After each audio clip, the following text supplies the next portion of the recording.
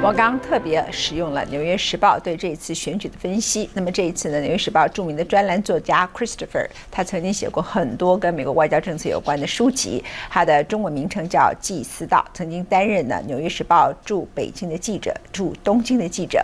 那么他在这次写的重要的专栏里头，他认为 Romney 最后是败在共和党手中，也就是说是共和党自己输掉了选举，而不是奥巴马赢的选举。因为 Romney 的整个选民结构大概就是三个，第一个是白人，第二是老人，第三个是男性。在美国多元化的社会里头，白人占的比例没有那么高，你又是白人的男人，又是白人的老人，这三样结构会使得共和党必定败选。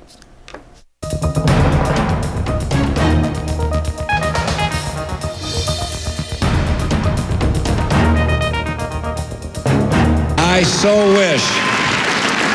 wish that I had been able to fulfill your hopes to lead the country in a different direction, but the nation chose another leader, and so Ann and I join with you to earnestly pray for him and for this great nation. Thank you, and God bless America. You guys are the best. Thank you so much. Thank you. 罗姆尼很有风度地承认败选，他为什么会输？ Mitt Romney's biggest problem was that he was perceived, in part because of his background, but in part because of his party, as being too favorable to the rich. 更重要的是，共和党忽视了美国人口结构出现的重大变化，正在逐步重组美国的政治版图，却未能提出符合时代需求的面孔和主张。But since 1992, the percentage of the white vote that turns out every presidential election as a portion of the overall electorate has been dropping 2, 3, 4 percentage points every year.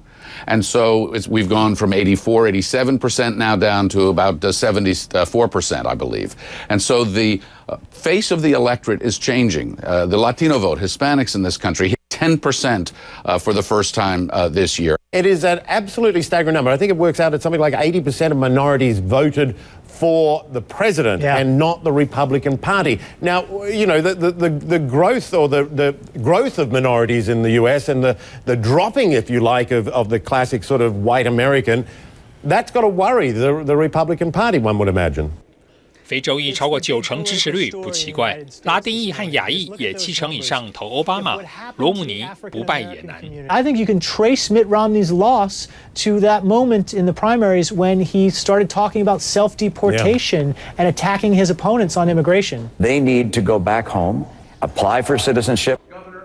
美国普查资料，西班牙裔人口从2000年到2010年成长43%，白人人口同期间只成长5.7%。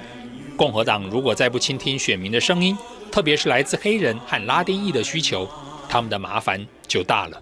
If Republicans lose the Hispanic community and the growing Asian community at the same rate that they have lost African Americans, then they can no longer be a national party.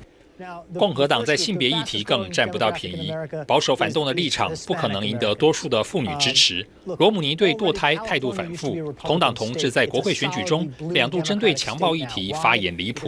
If it's a legitimate rape, the female body has ways to try to shut that whole thing down. Even when life begins in that horrible situation of rape, that it is something that God intended to happen. And most of the women who voted clearly by a margin of 55 to 44% for Barack Obama. That tells the story of the election.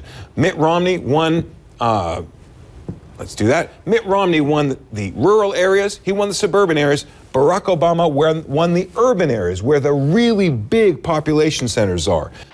从选民结构来看，奥巴马从2008年开始就紧抓住少数族群、年轻、都会和女性选民的心。反观原本被称为 GOP 的共和党，却似乎变成了 WOP， 代表白人、老人的政党。共和党必须重新寻找自己的灵魂了。力挺罗姆尼的商界大佬杰克韦尔许受访时难掩失望。Well, he didn't get it done. Why? You know, he didn't get the minorities. He didn't get the young women. So we really had an issue with that population, and he didn't carry them. He didn't sell the story. Shut it down! 共和党失去了灵魂，很重要的原因是他们随着茶党的魔杖起舞。And if you try to raise our taxes and trample on our liberties, we're either going to beat you or make your life miserable. 初选期间，几乎所有候选人都受茶党的裹挟，原本立场温和的罗姆尼不得不转向。右翼极端人士最后心不甘情不愿地接受罗姆尼出征。大选失利后，茶党却不忘补上一脚。What we got was a weak, moderate candidate handpicked by the Beltway elites and country club establishment wing of the Republican Party. 茶党人士原本正面预期这次的选举结果，早做好了广告，准备迎接胜利。The TeaParty.net is evolutionizing the movement. They think it's over. Won't it be fun to see their faces on November 6th? 结果让茶党大失所望，共和党应该是时候跟这个团体切割，保持距离，以策安全了。I think the Republican Party has been held hostage by its right. If they don't find a way to distance themselves from their rightward element, from the Tea Party, they're going to start losing a lot more elections. They're going to have a hard time ever getting the presidency back. 2012已成历史，2016谁与争锋？会是希拉蕊对决杰夫布希，或是副总统拜登现任芝加哥市长与共和党的纽泽西州长、佛州参议员争雄？总之，得人心者得天下。我们今天为大家报道了一部分关于这场美国总统大选相关的分析。而在11月份，11月6号是美国总统的大选。大选完之后，当天美国股市立刻大跌了300多点，连续2天，礼拜3、礼拜4，美股都大跌，因为美国马上面临了财政悬崖。